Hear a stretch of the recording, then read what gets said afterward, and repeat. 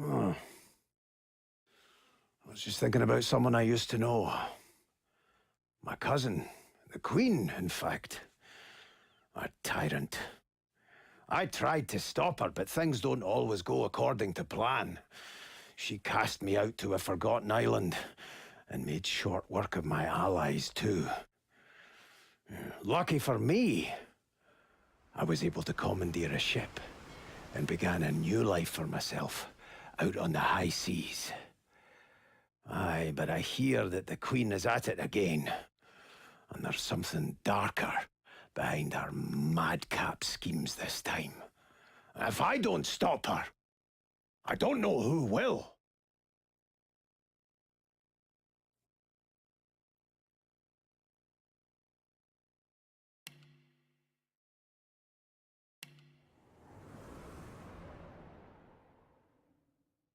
Oh, don't stare.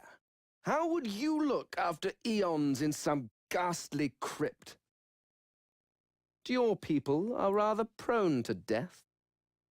Mine are not.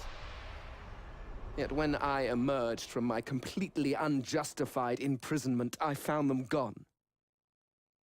Our culture forgotten. Any trace of the world I knew all but obliterated. I must even hide my true face beneath an ever-shifting mask for fear you savages will attack me.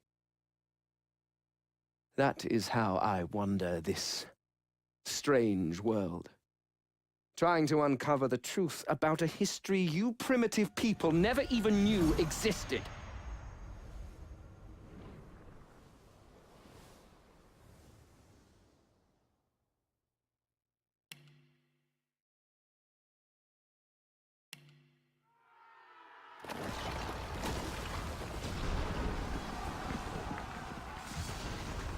Once I was a crusader for the Divine Order.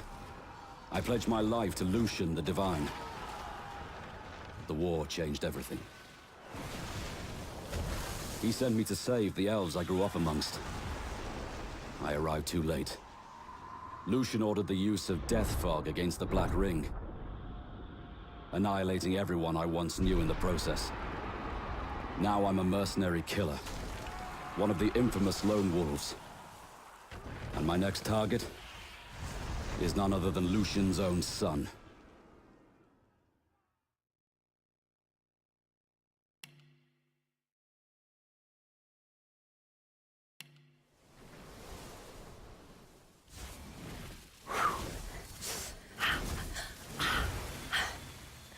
All my life, I've been a performer, a musician, beloved and celebrated by all. But I have a secret. I'm also a playground for sprites and spirits and worse.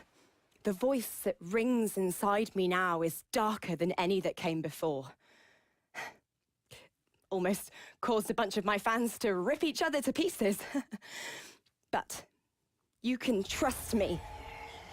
I've got this under control.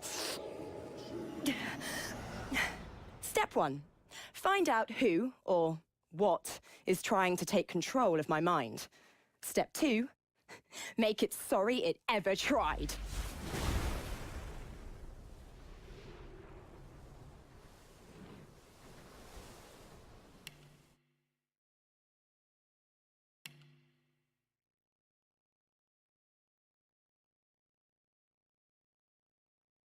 Famed, of course, for my unique red skin and unparalleled skills as a general of the House of War, I, the Red Prince, was raised within the vast palaces of the fabled Forbidden City.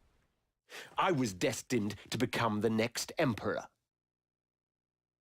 But my ambitions suffered a bit of a setback when I fell from grace for cavorting with demons. Now, I'm exiled and hunted by assassins. But I assure you, I remain undaunted and as determined as ever to claim my rightful throne.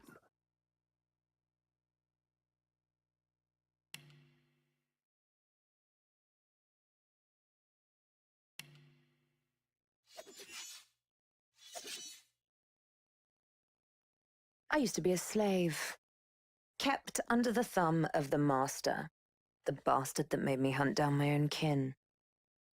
How did he do that, you ask? With the living scar you see on my cheek, this horror that takes no more than a song sung by Master Dearest to control my very thoughts. But now the tables have turned. I broke my shackles, and when I finally find him, I will make the Master sing a very different kind of song.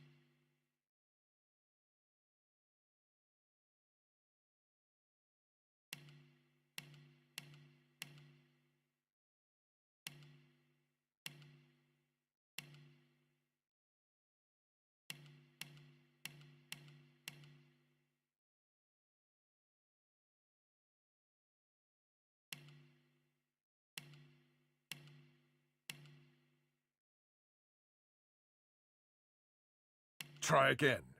Try again. You're not trying to escape, are you? Try again. Glory is mine. Try again. Better luck next time.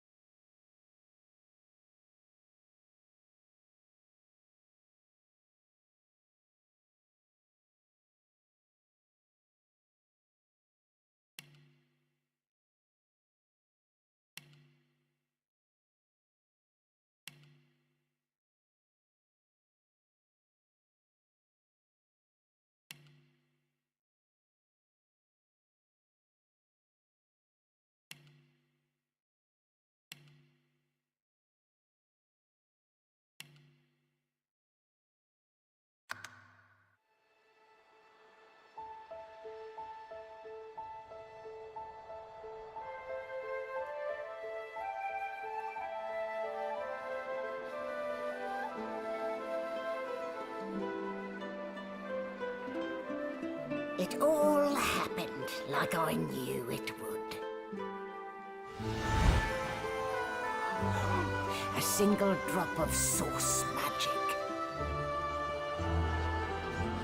And, like like flies to honey. The monsters swarmed. The rebel panicked. The carnage began. And the Magisters pointed their fingers at me. Just as I'd planned. I was shackled and collared, and sent to Fort Joy.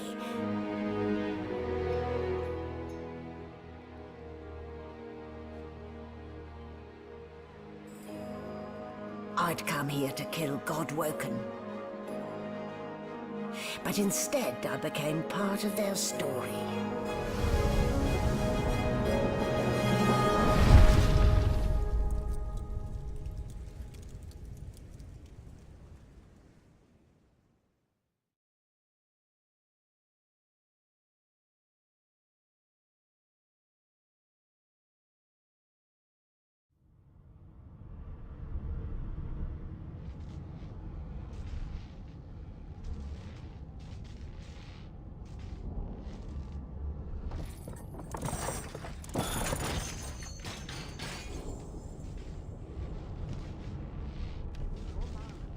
So it wasn't a dream after all.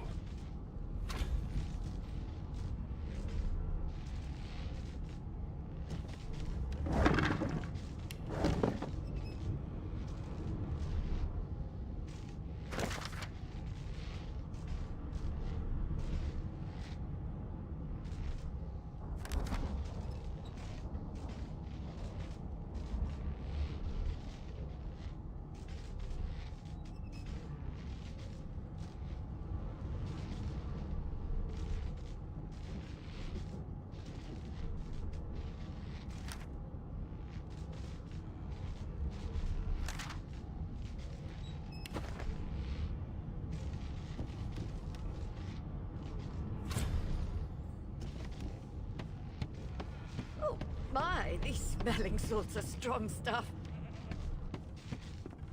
There. Not too tight, I hope. The collar, I mean. Oh, not to worry. Every dog has to get used to its leash. In the meantime, your next stop will be Magister William. All passengers have to be registered in the ship's manifest, and he's the chap in charge of the logs. You'll find him on the other side of this deck, in the officers' quarters. Why, for my peace of mind, of course.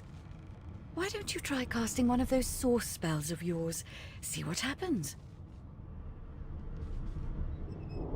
Oh, do go on. I won't hold it against you. Promise. My, aren't we a meek little lamb? Perhaps I needn't have collared you at all, though it does look darling on you. So let's just leave it on, shall we? Because, to answer your question, what the collar does is this. It makes you unable to cast source. For your own peace of mind, of course. Yours and the whole world's.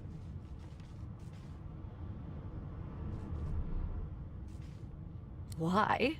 Because we're at sea, of course, and have been for several days.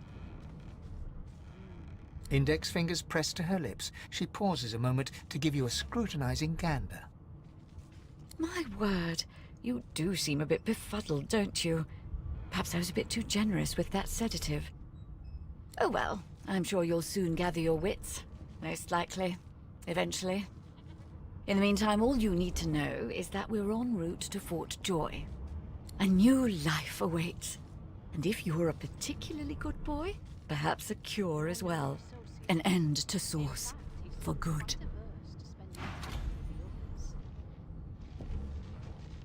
Indications of a struggle.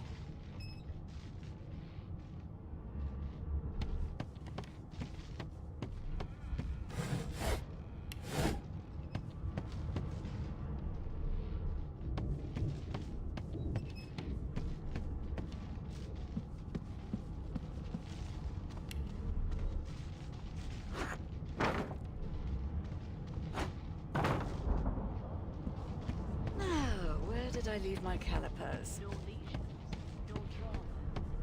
He was bled by magic. Good gods. There's been a murder here. Behind the Magister, a bloodied mass lies in a heap, Gore and limbs lie at odd angles. You can't make out a face amid the mess. There's been a murder. A sorcerer was killed by one of your own. Lucky you were busy getting your collar fitted at the time, or you'd be a suspect like the rest of them. Waters is investigating. She'll figure out who did it. Always does. Aren't you enterprising? I'll let Waters tell you no herself. Go ahead. She with the body. A young Magister stands pale and silent. Her knuckles whiten around her weapon as you pass.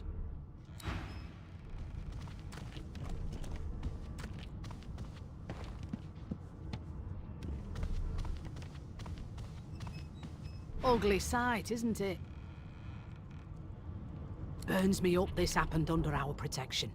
We're extremely lucky no Voidwalker followed the source that did this. Finn didn't see it like that. He was desperate for us to help him. Two things scared the living daylights out of him. His own shadow and his own source. We'll find out who did this.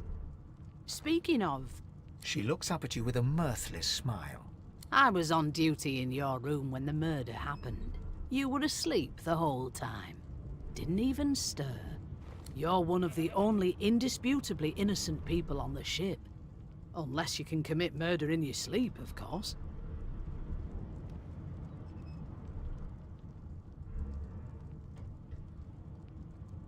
Finn was killed by Source. If a Magister could do that, there wouldn't be a Magister. It looks more like a passenger managed to slip their collar. And the rest, well, you see the evidence in front of you. Listen, I could use someone to keep their ears open among the passengers. Sometimes they clam up in front of a uniform. Bring me a good lead, and I'll throw in a shiny gold coin for you. How about that? Thanks. I just want to catch whoever did this before they hurt anyone else. No marks, no indications of a struggle.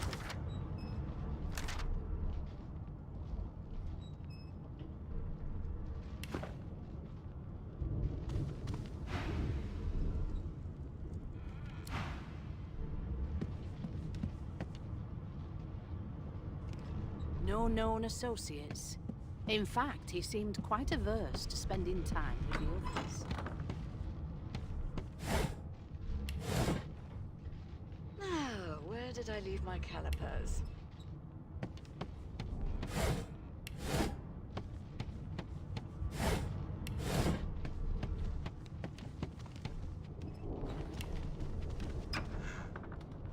Why won't you sing? That's enough now.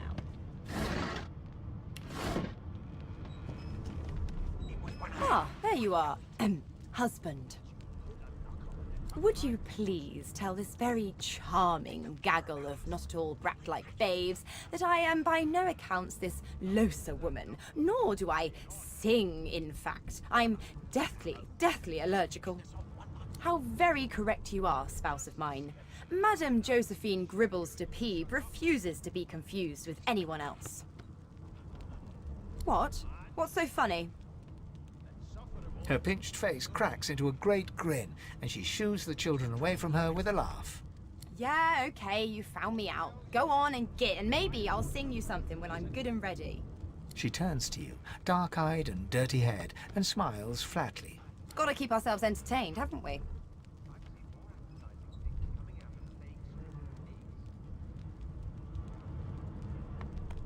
You presume right. Nope.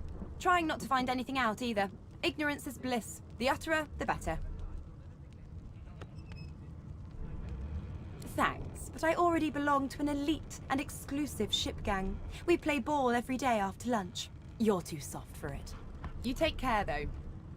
Suddenly, her eyes cloud to an unnatural black. Greyish veins run down her face, and her mouth tightens into a cruel sneer.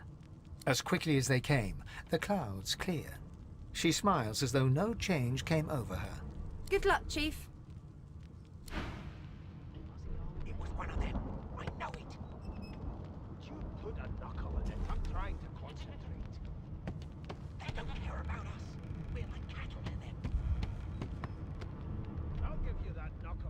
You're a human, like me.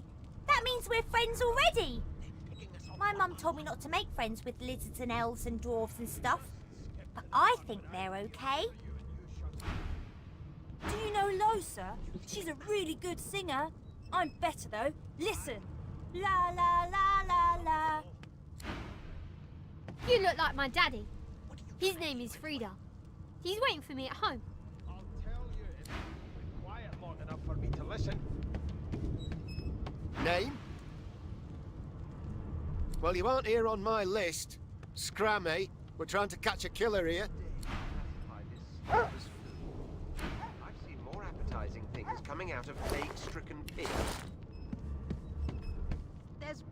There's nothing else I can make, Your Majesty. Turnips and water are all I was given. Unacceptable. I've never dined on anything less than a dozen-course dinner, and I don't intend to do away with the custom. Well, there has been a murder, Your Majesty. Maybe that has the Magister's more concern than your appetite. Don't you get saucy with me when you clearly don't know the first thing about sauce.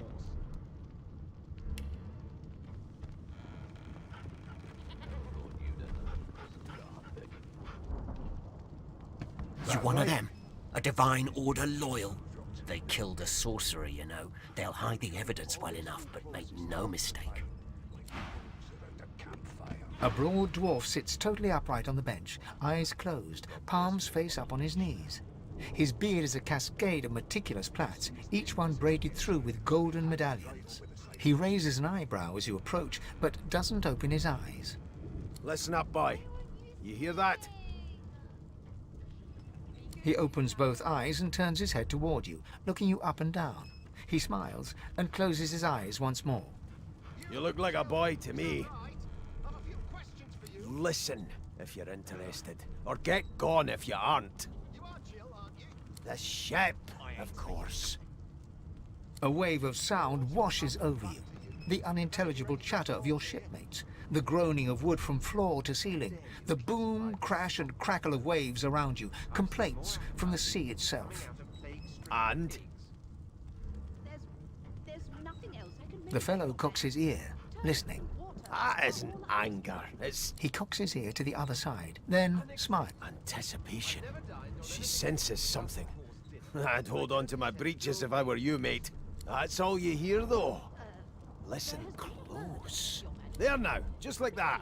That has the Magister's more concern than your appetite. Aha! His eyes snap open as his countenance breaks into an expression of joy. One great paw claps you on the back. The other catches you before you lose your footing. There. You heard it, didn't you? I knew it. I knew it. Aye, this is good news, boy. Good news. It's the wheel. The wheel. Don't you see, you beautiful idiot? Squeaks whenever the helmsman jerks it clockwise, which means we're heading east. Burn my beard. That means if we've been traveling for, yes, only 10.34 nautical miles to Fort Joy. Ah, so you've eyes as well as ears, eh? You'll go far, mate, even here. No indeed, boy. But that ain't my final destination. The dwarf leans back from the table and strokes his beard, gold medallions jingling merrily. His eyes roll over to you. That'll be all. Thank you kindly, boy. I can make, Your Majesty. Turnips and water are all I was given. He continues stroking his beard, a beatific smile on his lips, and doesn't acknowledge you anymore. Well, there has been a murder, Your Majesty. Maybe that has the Magister's more concern than your appetite. Don't you get saucy with me when you clearly don't know the first thing about sauce. Well, well, what have we here? A fresh face in this stale hell. Let's size you up, shall we? See if you'll do. The lizard looks you up and down, like a farmer would a fetching horse. All of a sudden, he grips you firmly by the chin, with the intent of inspecting your teeth. My, we are fierce, aren't we? Not to worry. I'll soon remedy that. Now then, to business. You will answer me 3 questions. The first one is this. Can you cook? What are you trying to hear anyway? Oh, goodness, no. And don't even mention the demon's testes that are turnips. On to the second question.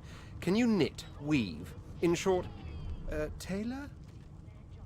Yes, I can tell from your vagabond chic, a bag is as good as a shirt kind of style. I shouldn't be getting my hopes up. On then to my final query. Have you the ability to administer the upkeep of one's personal appearance? The delicate art of cosmetics is what I'm after. Just as I thought. That explains what's besieging my nostrils. So, 3 questions asked, 3 questions answered. Let's evaluate, shall we? As per your own testimony, you have the taste buds of a dung beetle, the fashion sense of a monkey in a clown suit, and your personal hygiene reminds one of a carcass rotting in the sun. That won't do at all, see? I'm sad to say I must deny you the opportunity to be my slave. Ever so sorry. I'll give you that knuckle if you keep carrying on. One of us wouldn't kill our own. They're picking us off one by one. My slave, of course. Oh, but I see. Yes, I suppose it must take some time for the full extent of my disheartening refusal to sink in. Still, hone your skills, and one day you may just qualify for a position in a lesser household than mine. You keep dreaming, you hear? Quiet long enough for me to listen. I spent my life singing for my slaves to bring me my supper. Finer fare than boiled roots and rotten tubers, too. Meanwhile, the Magisters feast on honeyed meat behind this very wall. The indignity. Would you put a knuckle in it? I'm trying to concentrate. They don't care about us. We're like cattle to them. I'll give you that knuckle if you keep carrying on. One of us wouldn't kill our own. The elf is reading a volume of Cranley Hubert's famous encyclopedia. He looks up, his big round eyes scanning your body, absorbing every detail. He reaches out and takes your hand, turning it this way and that, examining it from every angle. Finally, he pinches your skin, gently tugging at it. Fascinating. He sits back and returns to his book, flicking quickly from page to page, completely oblivious to your presence.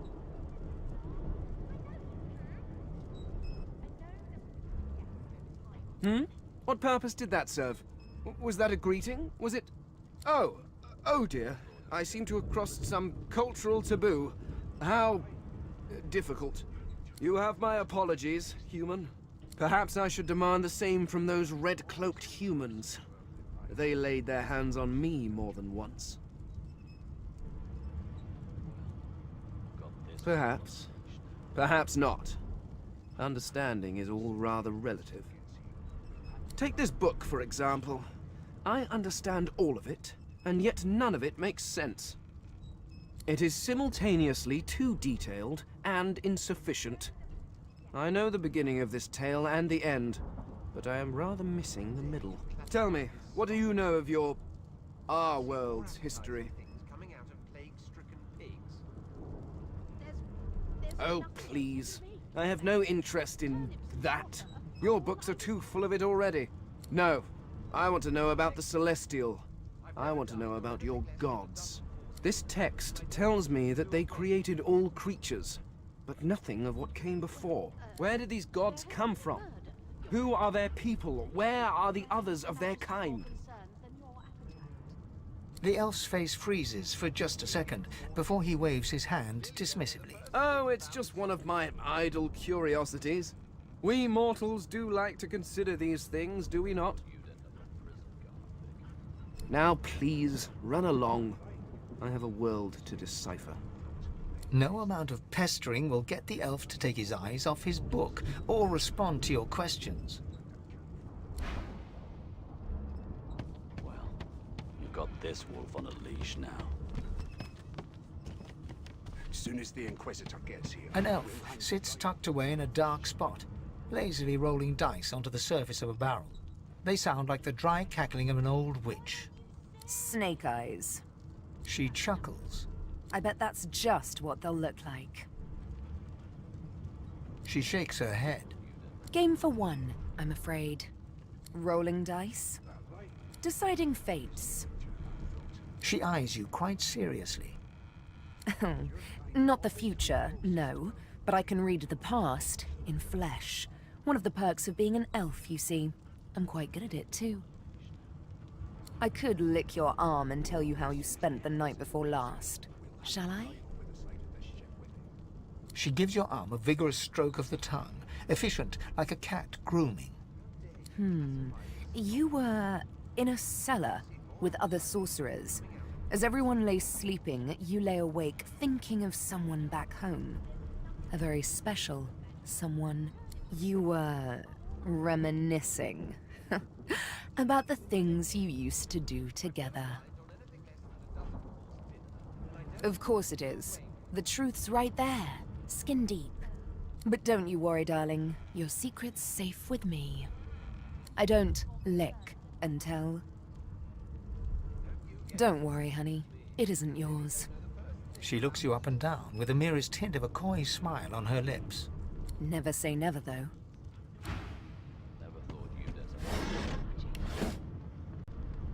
Would you put a knuckle in it? I'm trying to concentrate. I'm busy watching for clues, sorcerer. Go take your sub-story somewhere else. I'll give you that knuckle if you keep carrying A on. scruffy man lounges against the wall with scarred arms folded. A sly smile playing on his face, he stares across at the Magister guarding him. Noticing you, he straightens and beckons for you to come closer. Watch your back, new fish. There's a murderer on board, and I'd bet 3 months' pay it's this tramp Ifan. Rolling his eyes at the Magister's warning, the man named Ifan beckons again. He leans in and adjusts your collar with a sharp tug, balancing its weight so it no longer presses unpleasantly on your neck. He winks. Pinches less that way, right? Hocking a phlegmy gobbet in your general direction, the sullen Magister settles back to his task of glowering at Ifan. And now, you. We used to know each other, more's the pity. I was his commander many, many, many moons ago. Isn't that right, Vic? Standing far back from Ifan, the tight-faced Magister draws one finger across his throat in an elaborate fashion, but says nothing. Ifan grins, flashing pointed white teeth. Same as he was at 14 years old. Only difference is somebody gave him a bigger sword and now he's Johnny Big Pants. Long story. Maybe I'll tell you about it in the Joy. Away from interested parties. No. The dead man, Finn, is it? I'd no business with him. And I wouldn't put a man down without good reason. He glances over at Magister Victor, who's staring back at him with pointed intensity. Damn shame sheer annoyance isn't reason enough. The Joy, I've heard a lot. Nothing good. No surprise there, since Bishop Alexander runs the show. Wonder if we'll get to meet the ringmaster himself. Easy now. I might think the same, but Vic here will blow a blood vessel if he hears you talking like that. What are you conspiring about over there? You! What's your name? Oh, don't mind him. Vic's just got a bee in his bonnet. And that bee is me. Name? Magister Victor looks at you suspiciously, then scrawls something illegible down in a tiny notebook. He scowls at you as he stows the notebook back in his voluminous robes. Away with you, at once. Ifan performs an elaborate pantomime of keeping quiet, one finger in front of his lips as he leans back against the wall. Mad? No. Insufferable, surely. What are you trying to hear anyway? Here to register, sir. Good, good. Magister Williams is just about done with the last passenger. You faring okay so far? Trust me, with Bishop Alexander in charge, things will get a lot better from here on out. He's God-woken, you know. You head on in now. Williams will get you sorted fast. Those bolts trained on her. Standing at the center of the room, you spot a sorcerer haughtily eyeing a pair of nervous-looking magisters. They keep their crossbow trained upon her as she's being interrogated by an officer. So you admit it then? You murdered that poor fella? Yes, I did. But of course, that was only the beginning. She turns her head and looks you straight in the eye. There are others whose lives must end. Good God, the woman's mad. You there, sorcerer, go and fetch Magister Siwan. We need to do more than collar this maniac. We need to shackle her, hands and feet. By all means, do as the officer says. But you had better hurry, because... She reaches for her collar and simply removes it. I'm just about to create a scene. Subdue her, men, quickly! If she casts Source, the Voidwoken will come. They'll end us all. She smiles with wicked satisfaction. Precisely.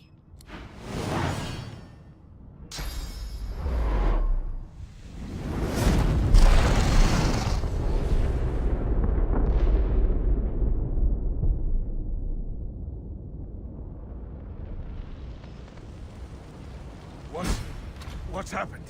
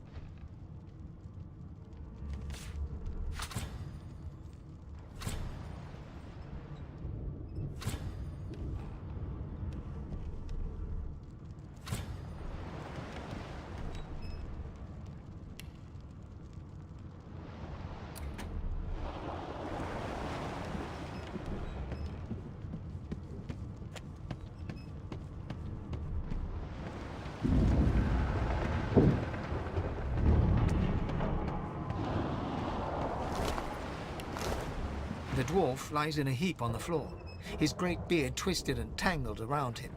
He is stock still. You can't see if he's living or dead. Oh!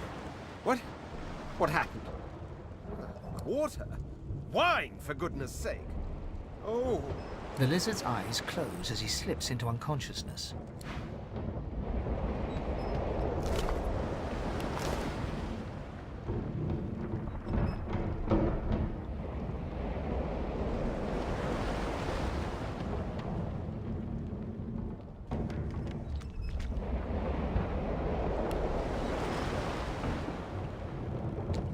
Ifan lies motionless, curled on the ground like an animal.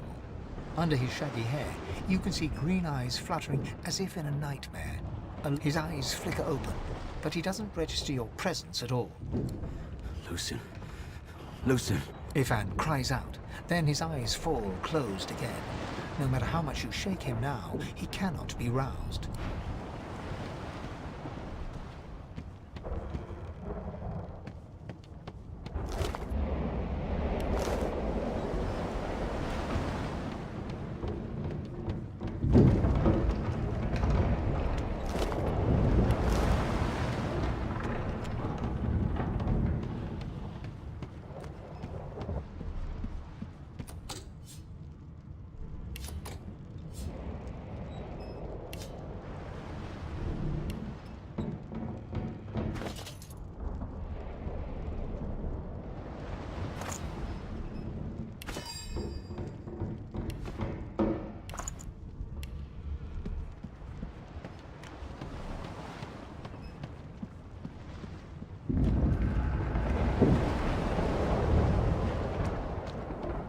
The young woman lies in a heap on the floor.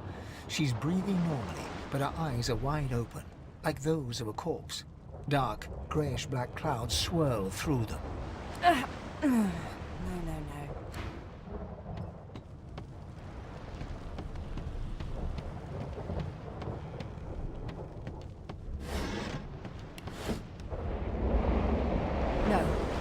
final dark. Not yet. It's no use. Your words do not seem to reach her. The dice roll darkly. They're rolling for me.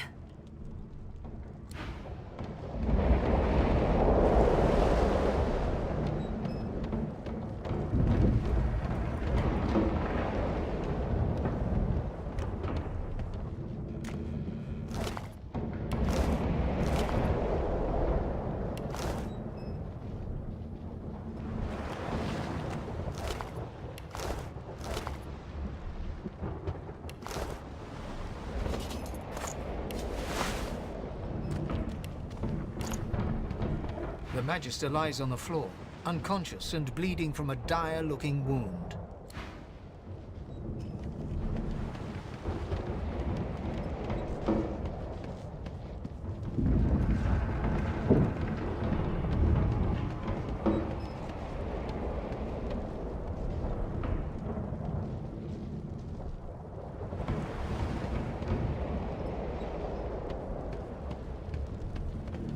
The hatch is blocked. I'll need to find another way.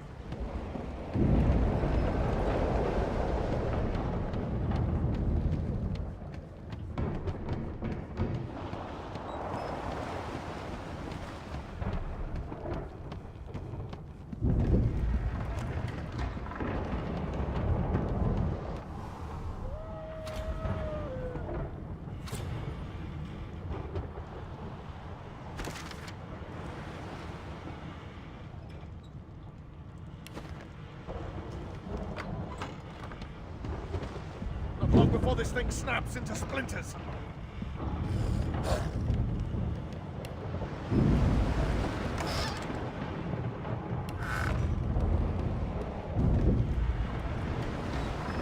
Damn, that doesn't bode well. Onwards and upwards.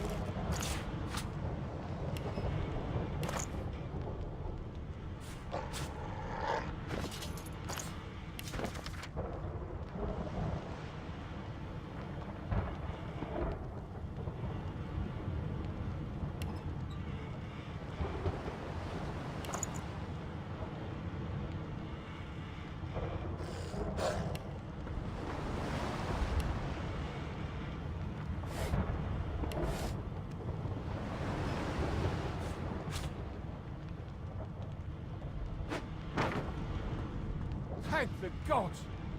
By the fine grace, what was...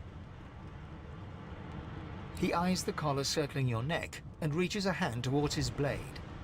Another sorcerer!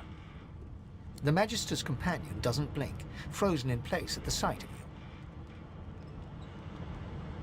you. Even if I knew how to rip that thing off, I wouldn't.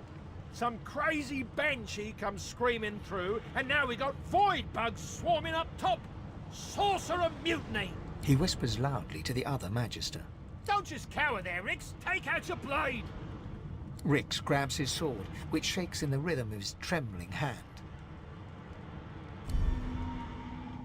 The Magisters look to each other, then back to you, and unsheath their blades with a metallic zing. Your lies end here. Get him!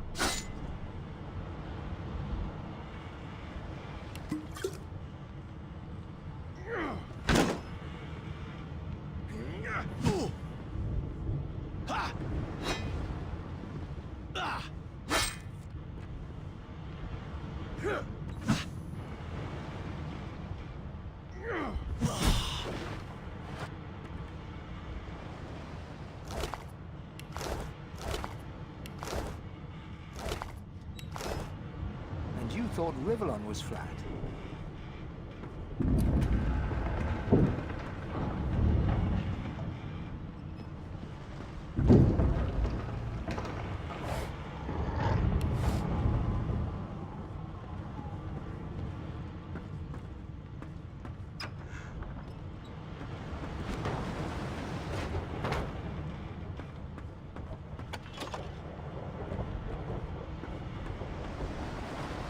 God damn it! Need to get off this wreck, and quick!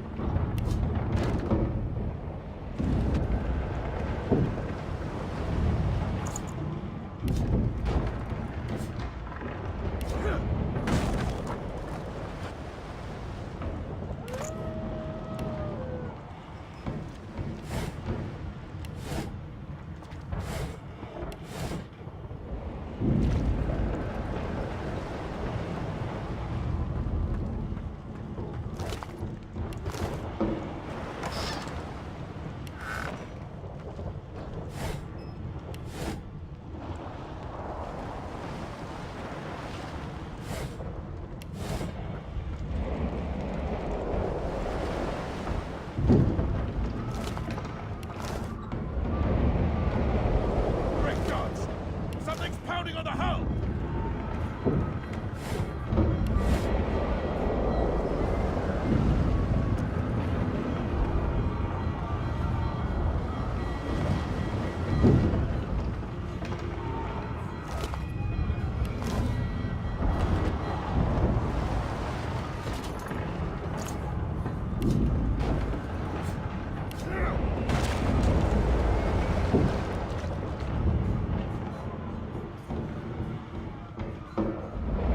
Through the door and are suddenly face to face with an undead. His skull is bizarrely angular, and a glorious jewel sits in the middle of his forehead.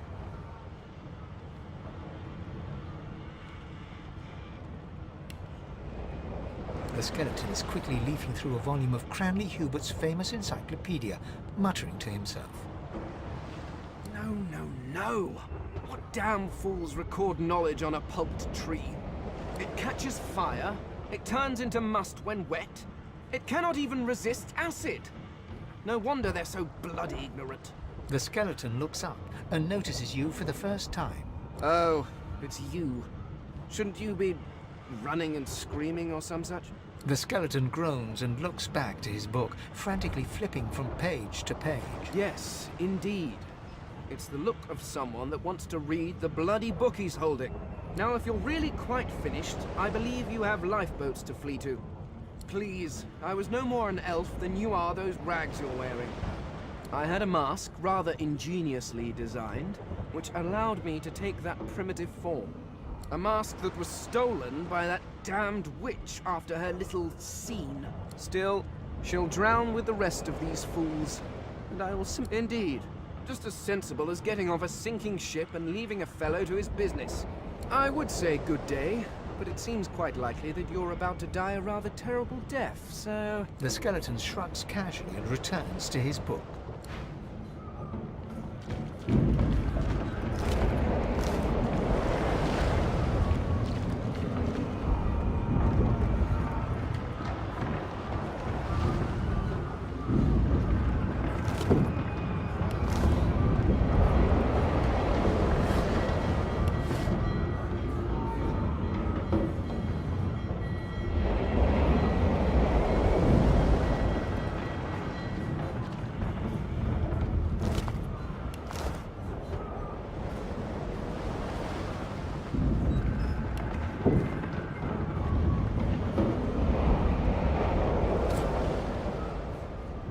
The marking on the door was painted recently, judging from its pungent scent. You recognize the symbol immediately for what it is, a warning of death fog within. You press your palm against the door to open it. The wood feels neither cold nor warm, but simply grey. The color drains from your hand, and you are left numb. It doesn't budge. The door groans open, but an ashen shadow clouds your mind. Deathhawk! I need to get out of here now!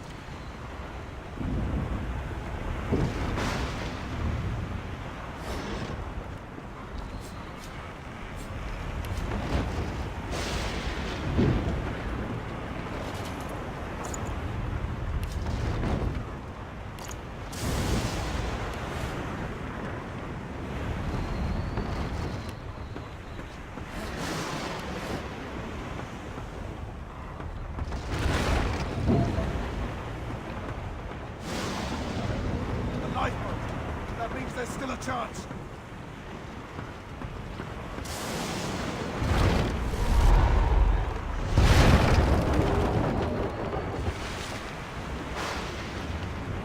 Shut your trap, kid.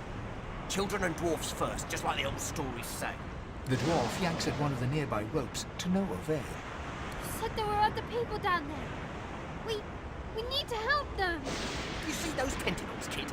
It's time for getting the hell out of here. Thank you, thank you, thank you. There's a ladder right over there.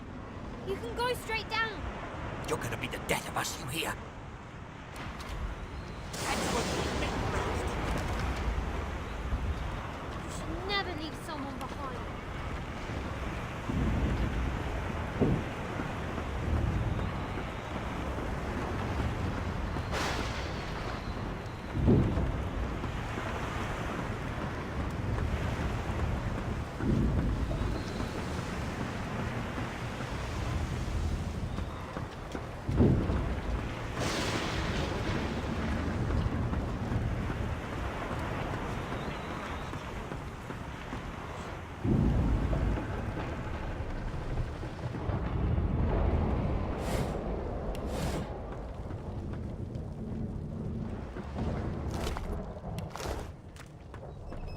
The Magister lies on the floor, unconscious and bleeding from a dire-looking wound.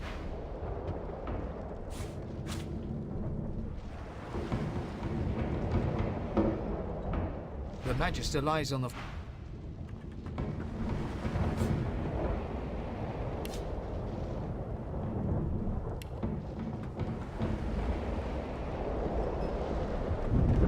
you can walk, get yourself up the ladder.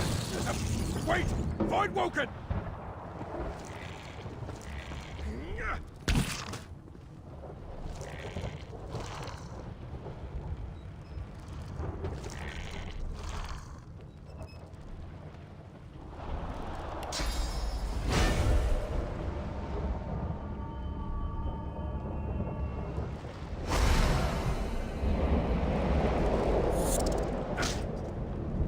I thought Voidwoken was supposed to be scary.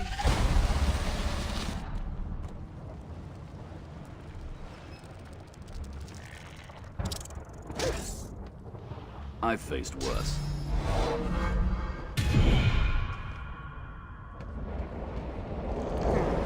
Let the games begin. Glory is mine. Into the dark with you! They who are about to triumph.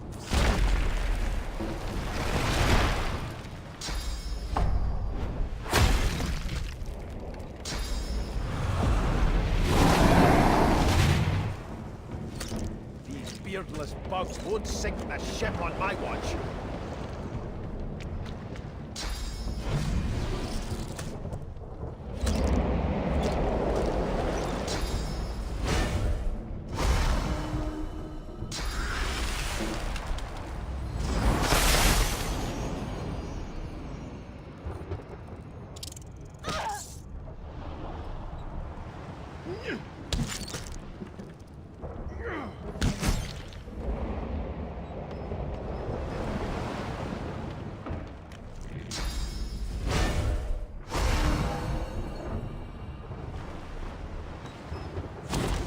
I'll yield to none.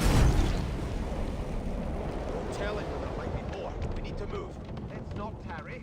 This old tub is about to burst. Oh wait, the sea's hungry. We don't have much time.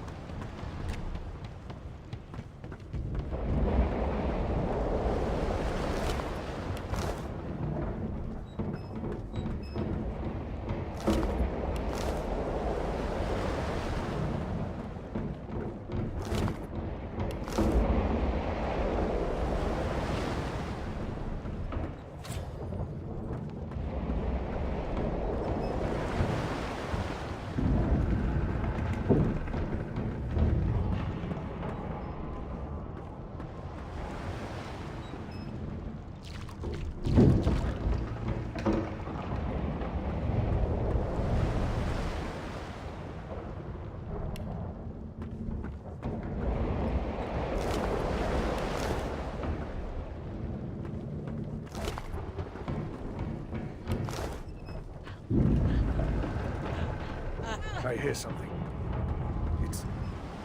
It's Magister Siwan, who want to put on this damn collar. She tries to speak, but can only gape as she clutches her neck, trying to stem the bleeding of a gushing wound. With jagged movements, she raises her clenched fist and holds out a length of cloth soaked with some kind of strong-smelling tincture. Blood quickly soaks through the cloth. Magister Siwan's mouth opens and closes, her eyes wide in terror. Blood pours out from around the bandage. Magister Siwan reaches out to you, her hand flailing. It's working. The pressure is stemming the flow of blood. Siwan clutches your arm, her eyes locked with yours. Something within the ship snaps. The floorboards shudder. Siwan struggles to her feet, clinging to you tightly. The ship lets out a deep groan, then cracks.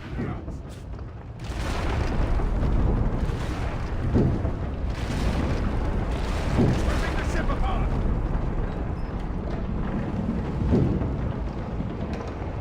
This is it! She's going down!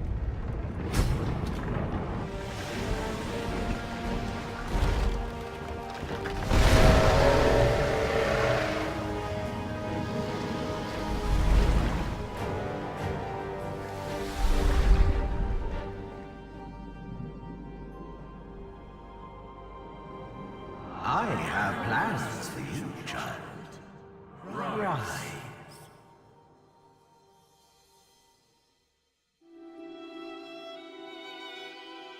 Honorable Dallas, we lost a ship sailing sorcerer prisoners to Fort Joy. We assume some escaped and broke their collars. Their vile magic lured the Voidwoken. All who were aboard are presumed dead. Yours faithfully into eternity, High Judge Orivan.